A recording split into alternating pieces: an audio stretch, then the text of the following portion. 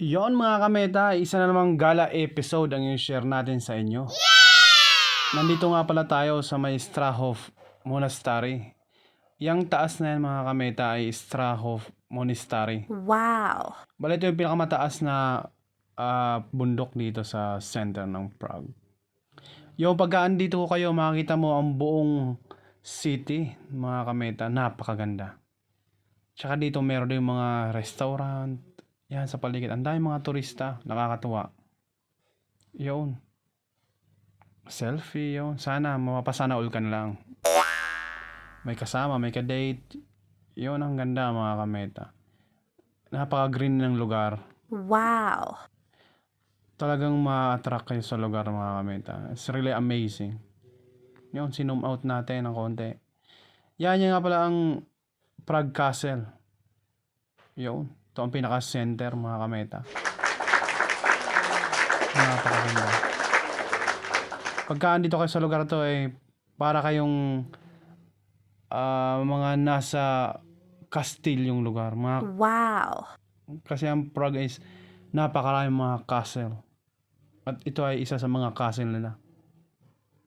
Lalong-lalo yung Prague Castle ay sa mga pinakasikat na castle dito sa center. Yun, napakaganda. Ayan, relate yun. Sana all. Yun, hindi po siya askal ha.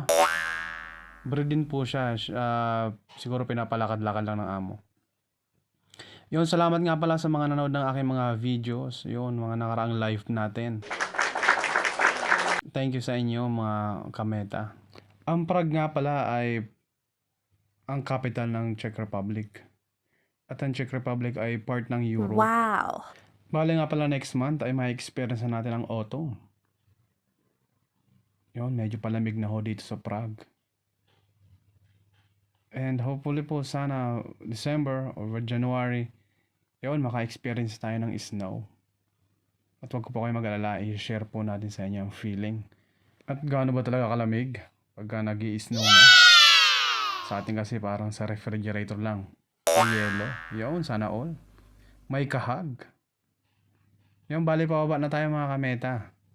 Kasi kakain muna tayo. Yun, ang ganda. Tsaka dito ang weather talagang hindi pong kahit pagod ka na maglakad hindi ka hingal. Wow! Siya nga pala. Don't forget to like, comments, and share my videos mga kameta. For more videos po. Thank you.